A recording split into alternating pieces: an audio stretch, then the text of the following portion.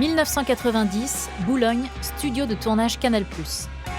L'émission télé Mon Zénith à moi cartonne depuis 3 ans grâce à un concept fort et novateur. Inviter un artiste et lui laisser carte blanche pour se présenter, lui et son travail. Ce jour-là, devant leur poste de télévision, les téléspectateurs découvrent 2 gamins de banlieue, tout juste sortis de l'adolescence, qui ouvrent l'émission en rappant. Du jamais vu à la télé, puisqu'à cette époque, le rap émerge tout juste en France. Leur nom d'artiste, Joey Starr et Cool Chain. C'est leur première télé et les 2 rappeurs sont venus accompagnés de leur crew, le 93 NTM, un groupe de graffeurs et street dancers, pionniers de ce que l'on nommera un peu plus tard la street culture. À ce moment-là, Joey Starr et Cool Chain ont à leur actif quelques petits concerts et un titre, Je rappe, en écoute sur la toute première compilation de rap français, Rap Attitude. Vous écoutez À la folie pas du tout. Dans cette saison spéciale, les amoureux cèdent la place à un binôme célèbre. Car en parallèle de la romance, il existe des duos mythiques qui ont brillé en laissant une empreinte puissante dans notre société. Et comme dans un couple, l'envers du décor n'est pas toujours rose. Alors découvrez dès maintenant l'ascension de 2 légendes du rap français, Joey Starr et Cool Chain, membres sulfureux du groupe NTM.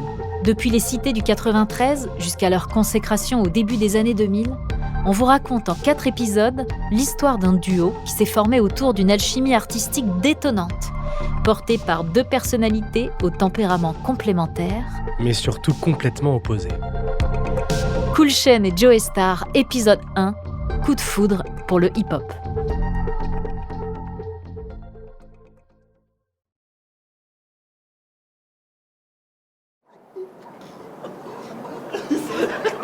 Quand l'émission prend fin, la bande de jeunes quitte bruyamment les studios. Des rires, des bousculades, des vannes fusent dans tous les sens. La petite troupe s'engouffre dans le métro, puis dans le RER, direction la ville de Saint-Denis, dans le 93. Assis sur les strapontins du RER, Joey Starr et Cool Chain débriefent en roulant un joint sur leurs genoux. L'expérience les a amusés. Mais à cette époque, ni l'un ni l'autre ne se projette dans quoi que ce soit, et certainement pas dans une carrière. Pourtant, l'évidence est là. Quand ils rappent ensemble, un courant électrique puissant fait crépiter l'air, dresser les poils, sauter les plombs. Ça dépasse l'entendement. Leur complicité, plutôt nonchalante au quotidien, explose sur scène et se transforme en brasier dès qu'ils partagent un micro. L'aura du binôme n'échappe pas à l'un des producteurs de chez Epic, label de la célèbre maison de disques Sony. Un peu médusé par ce qu'il vient de voir et d'entendre devant sa télé, il n'attend même pas la fin du générique de l'émission avant d'ouvrir son agenda pour y noter sa première mission du lundi matin, signer à tout prix ce jeune groupe. Arrivés au pied des tours de la cité Salvador Allende, Joey Starr et Cool Chain sont loin de se douter que leur destin est sur le point de basculer.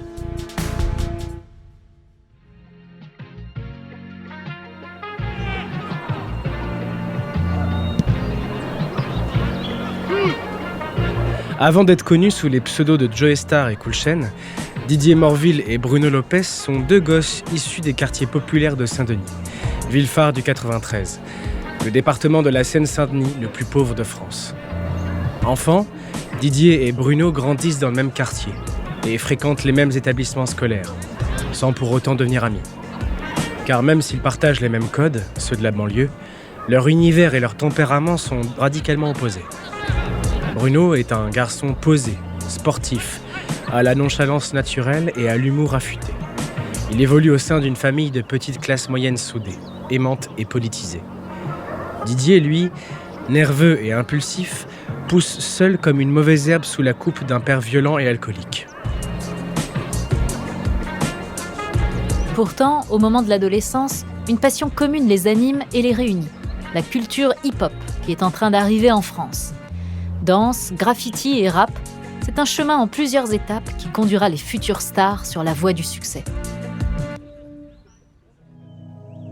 Depuis plusieurs mois déjà, Bruno et Didier ont pris l'habitude de se retrouver avec quelques potes en bas de leur cité ou sur la dalle du Trocadéro pour s'entraîner d'arrache-pied à la pratique de la danse hip-hop. À cette époque, ils smurfent et break sans relâche et fréquentent les premiers battles de l'underground parisien. Très vite, ils font partie de la poignée d'irréductibles adeptes du mouvement, présents à tous les événements de la capitale. C'est dans une effervescence artistique foisonnante, décalée et saturée d'une énergie explosive que le graffiti remplace peu à peu la danse. Embarqués dans cette nouvelle pratique tout droit venue de New York, Bruno et Didier deviennent rapidement accros à la pratique du graff.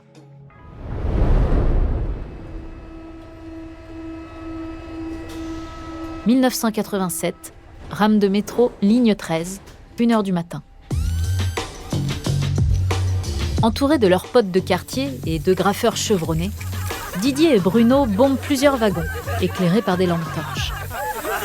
Les visages cachés par de larges capuches, ils posent leur premier blaze avec frénésie. Joey Starr et Cool Chain. Leurs gestes sont rapides et nerveux, sans aucune trace d'hésitation.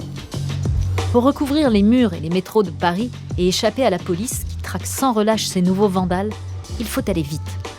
Comme d'habitude, dans le groupe, les rires et les insultes fusent dans une ambiance bon enfant. Un nique ta mère est lancé à la volée. Un deuxième répond au premier, puis un troisième.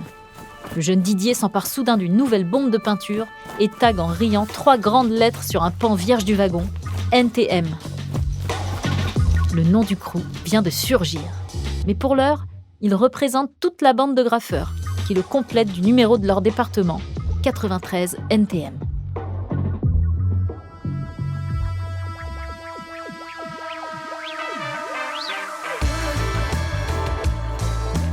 Parmi les pionniers de cette contre-culture, un binôme a une courte longueur d'avance sur Cool Chain et Joey Starr. Street dance, graffiti et bientôt musique. Solo et Rockin' Squat, les futurs membres du premier groupe de rap français Assassin, jouent depuis le début du mouvement sur le même terrain que les Saint-Denysiens. Ces 4-là fréquentent les mêmes lieux et les mêmes événements et se retrouvent régulièrement dans les incontournables free jam du terrain vague de la Chapelle, dans des battles de danse hip-hop, à des concerts de rap ou encore dans d'épiques expéditions nocturnes pour des missions graffiti. Entre eux, le challenge est permanent et l'esprit de compétition pousse Joey Starr et Cool Chain à toujours se dépasser. C'est simple, ils veulent être les meilleurs.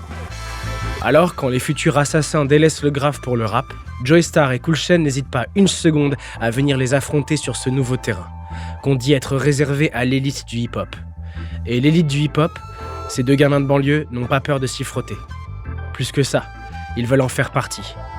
Et même s'ils vivent leur passion au jour le jour sans être capables de se projeter dans quoi que ce soit, ils se lancent sans hésitation dans ce nouveau défi. Écrire des textes et rapper, mieux que personne.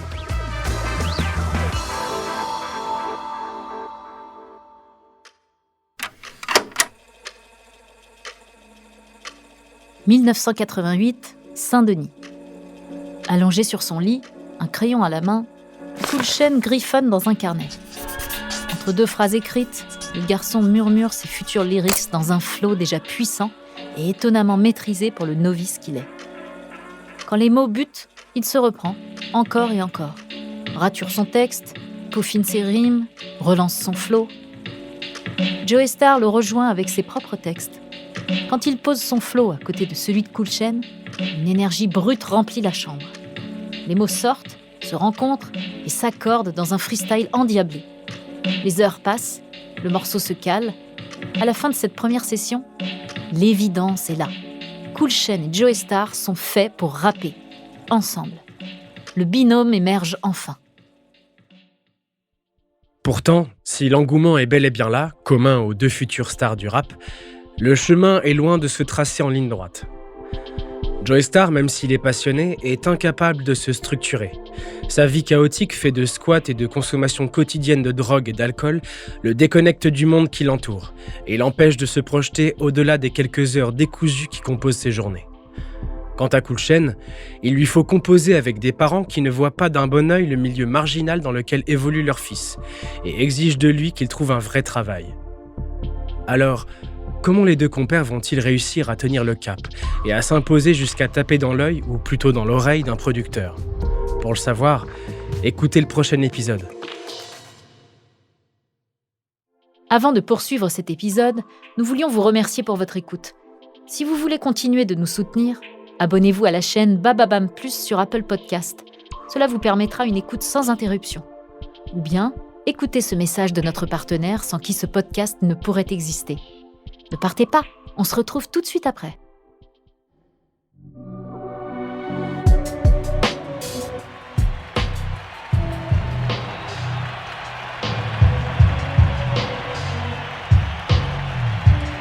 Élysée-Montmartre, 26 mars 1989.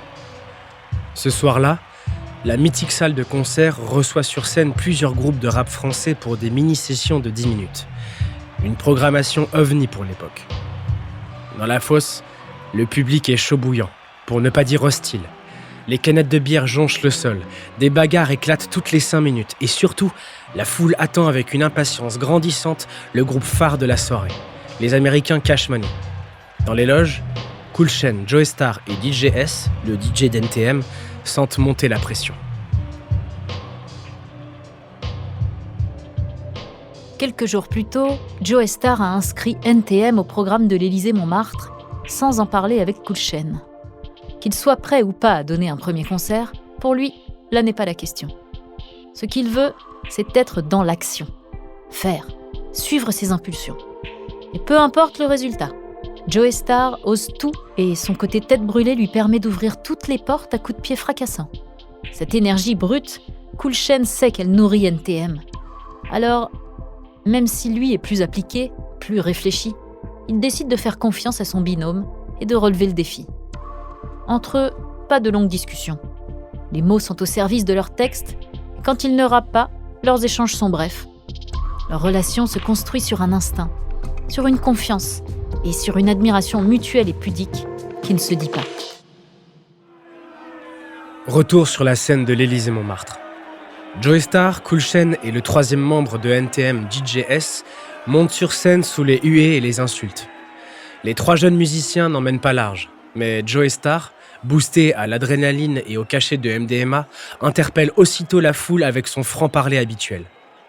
Sous les sifflements, DJ S lance l'instru. Cool Chain, électrisé par l'entrée en matière tonitruante de son acolyte, prend à son tour le micro, et la magie opère aussitôt. Un morceau au rythme enfiévré éclate dans la salle. Cool Chain et Joey Starr sont survoltés, et le public est embarqué en quelques secondes, galvanisé par l'aura sauvage du duo.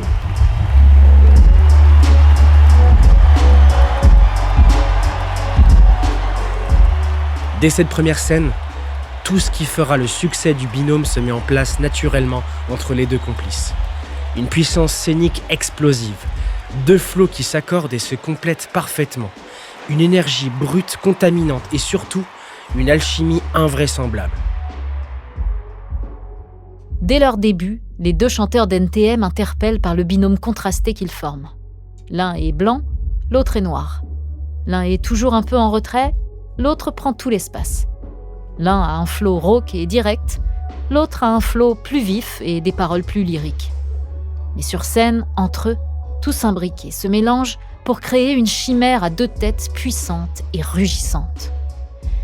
C'est ce que révèle ce premier concert, véritable déclic pour l'un comme pour l'autre. Le virus de la scène vient de leur être inoculé et le rap ne les quittera plus. Le public non plus. Les sessions d'écriture se rapprochent et les textes s'étoffent rapidement. Car si les tout premiers morceaux parlent essentiellement de graffiti et de hip-hop, très vite, la réalité sociale dans laquelle les 2 amis évoluent depuis leur enfance prend une place centrale dans leur musique.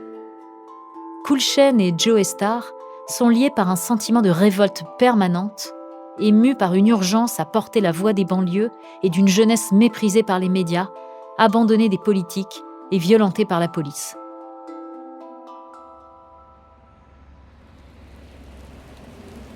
Saint-Denis, 1989. Ce vendredi soir, Chain et Joey s'apprêtent à se rendre sur Paris pour rejoindre les locaux de Radio Nova. Quelques heures avant le freestyle prévu, les 2 complices quittent l'appartement de Cool Chain sous une pluie battante, direction le RER. Sur le chemin, ils passent devant un vendeur de kebab et s'arrêtent pour commander un sandwich à emporter. Pour patienter, le binôme s'installe à une petite table éclairée par des néons blafards. Un poste de télé grésille dans le fond de la salle. Sur le petit écran, il est question de la mort d'un jeune de la banlieue lyonnaise, récemment décédé à cause d'une intervention brutale des forces de l'ordre. Après le drame, les jeunes du quartier s'en sont pris aux forces de l'ordre et la tension n'a fait que croître au fil des heures. Affrontements violents, centre commercial incendié, 7 pompiers blessés et plusieurs journalistes molestés, leur matériel détruit. Les yeux rivés sur le poste de télévision, Joey Starr et Cool Chain n'échangent pas un mot. Entre eux, pas besoin de blabla pour savoir qu'ils sont émotionnellement connectés à la même rage, au même sentiment d'injustice. La colère des jeunes de banlieue n'est pas une abstraction pour eux. Elle coule dans leurs veines. Joey Starr se lève, paye son sandwich. Cool Chain lui emboîte le pas.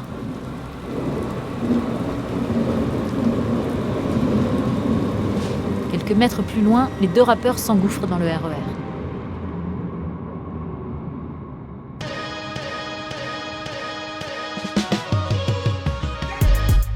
Tous les fans de hip-hop rêvent de passer dans le Dynastyle. C'est l'émission phare du vendredi soir sur Nova, pendant laquelle le rappeur Lionel D et DJ Dynasty reçoivent à chaque fin de semaine les talents émergents de la scène hip-hop française. L'ambiance est toujours survoltée dans les locaux où le rap, le mix et une foule dissipée saturent le studio. Aux côtés de Rocking Squat et Solo, les 2 membres du groupe Assassin qui font désormais partie de leur cercle rapproché, Joey Starr et Cool Chain s'apprêtent à prendre le micro pour une session de freestyle enflammée qui restera longtemps dans les esprits. Car où qu'ils se produisent, radio, concerts, salle de MJC et bientôt télé, Cool Chain et Joey Starr créent une déflagration. Leurs textes subversifs, débités sur des beats endiablés, regorgent de punchlines explosives et mettent le feu partout où ils passent. Très vite, le groupe est pris en main par un manager avant d'être signé en maison de disques. La voie royale s'ouvre à eux. Mais Joey Starr est rattrapé par ses vieux démons et sabote les débuts prometteurs de NTM dans un exercice d'autodestruction qu'il ne connaît que trop bien. Studio d'enregistrement, 1990. Cool Chain et DJS attendent nerveusement l'arrivée de Joey Starr pour cette première session de travail en studio, consacrée à l'enregistrement du premier maxi du groupe, un disque de 4 morceaux. L'ambiance est tendue. Les techniciens s'impatientent. À l'époque, les téléphones portables n'existent pas et Joey Starr n'a pas de domicile fixe. Il squatte à droite à gauche chez des potes de défonce ou chez des filles rencontrées la veille au soir. Et personne ne peut le joindre. Mais surtout, depuis qu'il a empoché son avance de royalties à la signature de son contrat chez Sony, le garçon a disparu des radars. Le créneau d'enregistrement prend fin, sans que Joey se soit montré. Cool Chain réalise que son acolyte risque de tuer dans l'œuf leur avenir de rappeur, avant même que les choses sérieuses n'aient vraiment commencé. Alors comment Joey Starr va-t-il accepter de faire décoller une carrière dont il se fiche éperdument ? Et surtout, comment Cool Chain va-t-il réussir à poser un cadre à cet électron libre ? Pour le savoir, rendez-vous au prochain épisode. Avant de poursuivre cet épisode, nous voulions vous remercier pour votre écoute. Si vous voulez continuer de nous soutenir, abonnez-vous à la chaîne Bababam Plus sur Apple Podcast. Cela vous permettra une écoute sans interruption. Ou bien, écoutez ce message de notre partenaire sans qui ce podcast ne pourrait exister. Ne partez pas, on se retrouve tout de suite après.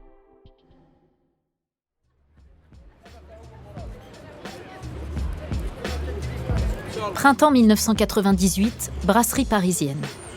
Un homme arrive à pas rapide en direction de la terrasse ombragée. Sébastien Farran, manager de NTM depuis les débuts du groupe, a donné rendez-vous aux 2 musiciens pour leur faire une annonce incroyable. Depuis le trottoir, il scrute les tables avant d'apercevoir Cool Chain, qui boit une bière, un casque de musique sur les oreilles. Sébastien rejoint Chain. Les 2 hommes se donnent une accolade virile avant de s'asseoir.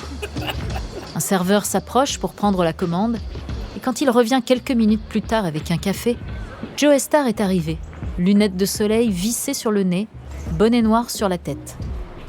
Alors, à quoi on trinque ? Le manager sourit de toutes ses dents. À une excellente nouvelle.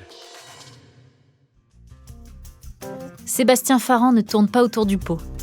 Il annonce au binôme que leur nouvel album, Supreme NTM, sorti quelques semaines auparavant, s'est vendu à 40 000 exemplaires le premier jour des ventes. Chain et Joey n'en reviennent pas. Ils se checkent et trinquent en lançant quelques vannes à leur manager, histoire de garder la tête froide, car ces chiffres sont historiques pour un groupe de rap. Pour appuyer ses dires, Sébastien Farran sort alors d'un sac à dos un dossier de presse rempli d'articles dithyrambiques sur leur nouvel album. Succès éclatant, un album presque parfait, meilleur album de rap français. Libération, Les Inrecuptibles et toute la clique de la presse nationale chantent à l'unanimité les louanges du groupe, pourtant souvent critiqué et boycotté pour ses textes sulfureux et le côté mauvais garçon du binôme. Mais avec la sortie de Suprême NTM, quelque chose semble avoir changé dans le regard des médias, qui adhèrent unanimement à la puissance et la justesse de leur rap. L'évidence est là. Ce 4e album est une consécration. Le manager finit son café et en commande un 2e avant de se pencher vers les 2 rappeurs en se frottant les mains. Un sourire jusqu'aux oreilles. Bon les gars, vous me voyez venir. Vous la sentez, la tournée de folie ? Retour en 1990, 8 ans en arrière. La chance a tourné. Pour la première fois de sa vie, en rappant avec son pote Bruno, le jeune Didier voit son travail et la passion qu'il y a mis récompensé au-delà de ses espérances.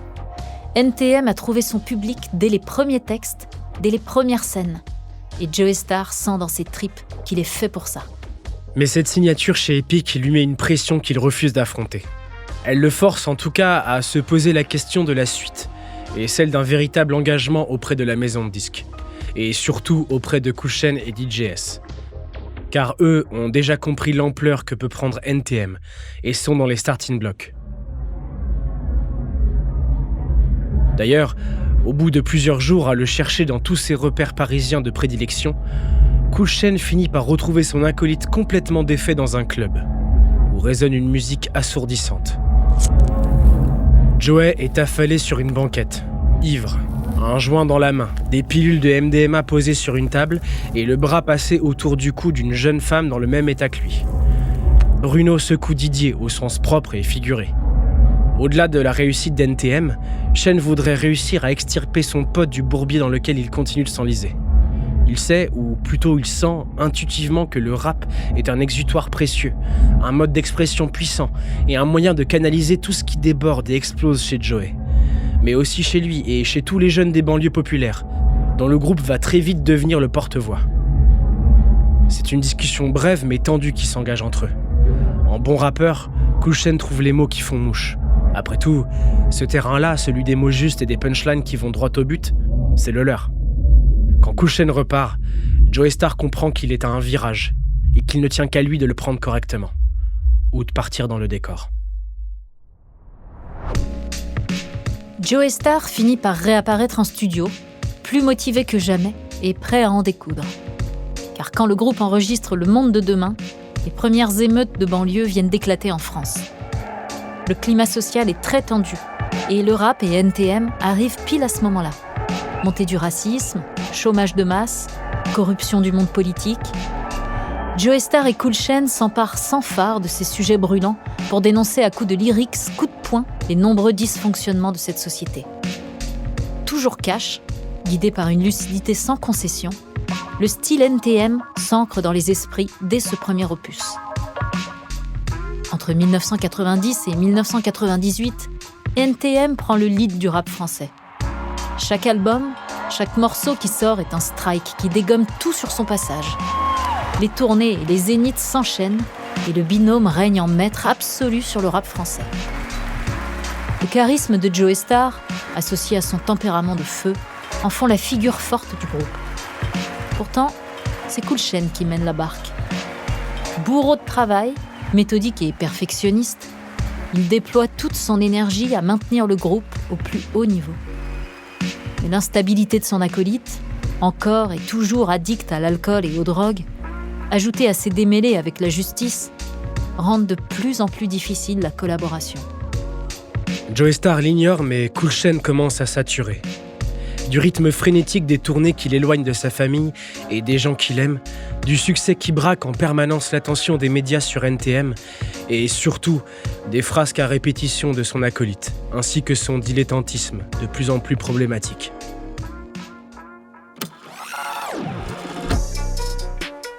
« 2006, Saint-Ouen, banlieue parisienne. NTM s'est séparé depuis quelques années.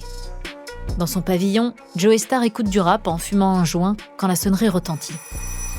Philippe Manœuvre, le célèbre journaliste et critique musical, débarque dans le séjour, blouson de cuir noir sur le dos, ses éternelles lunettes de soleil vissées sur le nez. Démarche nonchalante et sourire en coin, Manœuvre s'installe dans le canapé, aussitôt rejoint par le rappeur. Les deux hommes sont à l'aise, se marrent, se vannent gentiment. On sent que cette réunion n'est pas la première. En réalité, tous les deux ont pris l'habitude de se retrouver pour travailler ensemble à l'écriture de la biographie de Joey, Mauvaise réputation, qui sortira en mai 2006. Au bout de quelques minutes, le journaliste sort un smartphone et enclenche la fonction enregistrement. On reprend ? Pendant cet échange, Joey Starr replonge dans ses souvenirs, ceux d'une enfance vécue aux côtés d'un père violent, alcoolique et tyrannique. De fil en aiguille, le rappeur évoque la famille qu'il s'est construite, celle du hip-hop, du 93 NTM et surtout son binôme avec Cool Chain. Quand il évoque le clash entre eux, les mots sortent. Franc. Cash. Quand Bruno m'a dit qu'il voulait arrêter NTM, je me suis pris une grosse tarte. Je l'ai super mal pris. C'était pire qu'une rupture amoureuse.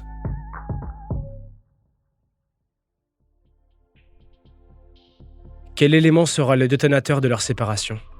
Et qu'est-ce que l'avenir réserve à NTM dans les années qui suivent ? Pour le savoir, écoutez le dernier épisode. Avant de poursuivre cet épisode, nous voulions vous remercier pour votre écoute. Si vous voulez continuer de nous soutenir, abonnez-vous à la chaîne Bababam Plus sur Apple Podcast. Cela vous permettra une écoute sans interruption. Ou bien, écoutez ce message de notre partenaire sans qui ce podcast ne pourrait exister. Ne partez pas, on se retrouve tout de suite après.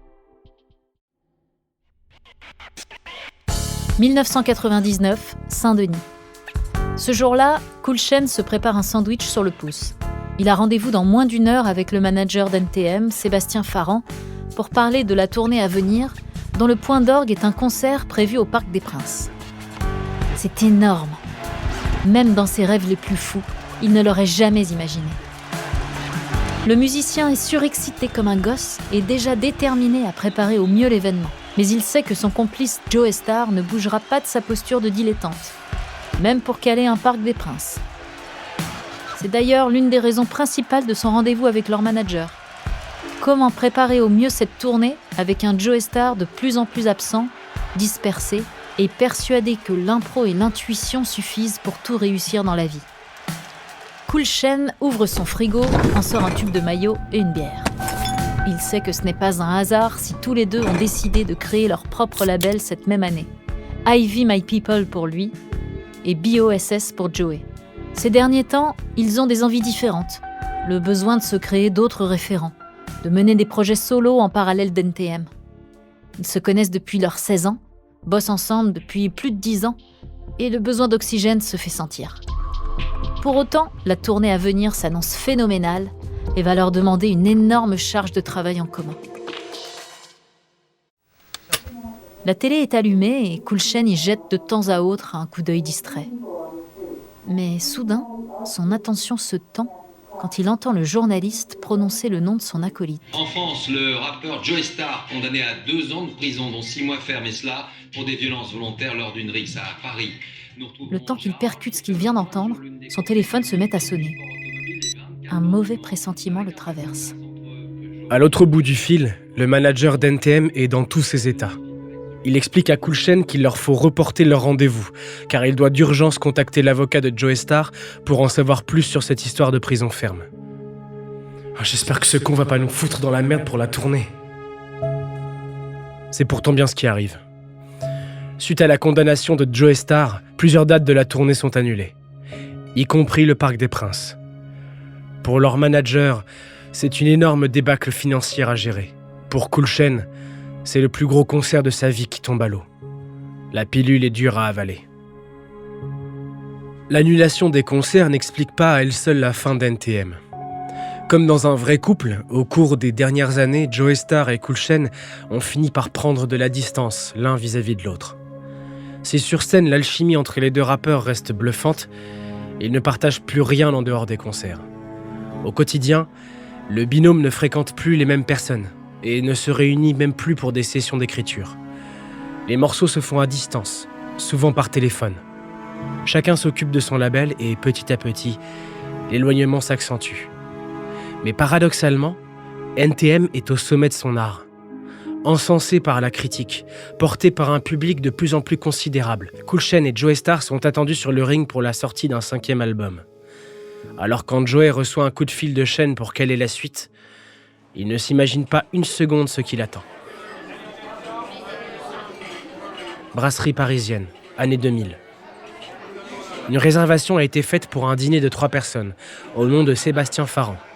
Comme à son habitude, Joey Starr arrive en retard. Il retrouve Cool Chain et leur manager attablés en train de discuter. Joey Starr n'est pas du genre à préparer les choses en amont, mais quand il rejoint son équipe, il se sent rempli d'une énergie brute et prêt à se remettre en selle.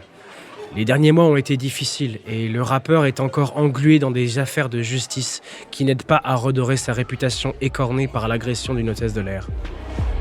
La perspective de ce 5e album le motive plus que jamais. Travailler avec Cool Chain, c'est toujours l'assurance de faire du bon boulot avec une des personnes qu'il estime le plus au monde. C'est la base solide. C'est la famille, la vraie. Pourtant, tout vole en éclats en quelques secondes. Les entrées viennent tout juste d'être servies quand Chain lâche sa bombe d'une voix posée. « Je veux arrêter NTM. » C'est un chaos pour Joey Starr. Sonné, le musicien sent que les mots lui manquent, alors il se lève, enfile son blouson et quitte le restaurant. Fin du match. L'annonce de la séparation de NTM, relayée par les médias, fait l'effet d'une bombe. C'est un coup dur pour le rap français qui perd un bastion, celui du rap hardcore, subversif, engagé, politique. Pendant plusieurs années, le binôme n'échange plus un mot. Quand Cool Chain et Joey Starr se retrouvent quelques mois après leur séparation à l'enterrement de Lady V, l'ancienne compagne de Bruno, une poignée de mains mutique s'échange froidement entre eux. Le deuil, la tristesse et l'injustice de cette perte exacerbent la colère, resserrent le silence. Même la naissance de leurs fils respectifs en 2003 et 2005 ne réussira pas à déclencher un message, un mot entre eux. Il faudra attendre que l'eau coule sous les ponts, que les rancœurs s'apaisent et que le manque se fasse sentir pour qu'NTM renaisse de ses cendres. Sébastien Farran, ancien manager du groupe, a une idée en tête. S'il réussit à réunir ces deux égos surdimensionnés pour fêter les 20 ans du groupe, il en est certain, le succès sera au rendez-vous. 2008, studio d'enregistrement. Toute une équipe technique et artistique est réunie pour préparer la série de concerts qui signera les retrouvailles entre Cool Chain et Joey Starr. 2 Bercy et plusieurs zéniths attendent les 2 rappeurs. Mais pour l'heure, les bonnes habitudes se remettent en place. Dans le studio, Cool Chain est déjà là et discute avec un ingé-son quand Joey Starr arrive à son tour. Une légère tension flotte dans la salle. Les 2 anciens complices ne se sont pas vus depuis plusieurs années et toute l'équipe appréhende un peu le moment des retrouvailles. Pourtant, dès qu'ils se voient, tout reprend entre eux avec une fluidité déconcertante. Pas d'effusion, pas de shoot d'émotion, mais un sentiment d'évidence irréel, comme s'ils s'étaient quittés la veille. Une poignée de mains chaleureuses, quelques échanges basiques, et tout le monde se met au travail. Les 2 rappeurs reprennent là où ils en étaient 8 ans plus tôt, remplis d'une joie pudique et d'une envie furieuse de tout donner pour mettre le feu sur scène. Paris réussit. À l'annonce des concerts et de la tournée à venir, c'est un raz-de-marée qui se déverse sur la billetterie en ligne. 45 000 places sont vendues en 3 jours. Le concert est nommé aux 24e Victoires de la musique dans la catégorie spectacle musical, tournée ou concert de l'année. 2 ans plus tard, le binôme enflamme le Parc des Princes. Une belle revanche pour Cool Chain. En 2018, les 2 artistes remettent le couvert pour fêter les 30 ans d'NTM. 2 Bercy sont bookés. Toutes les places sont vendues en 9 minutes.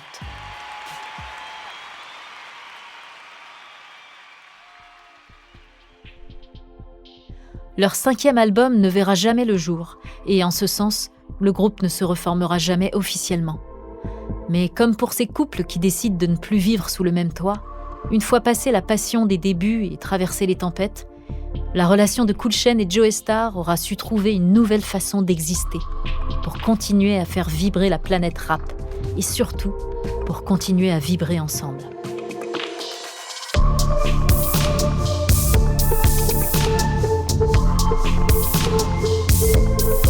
Merci d'avoir écouté À la folie pas du tout, une production Bababam.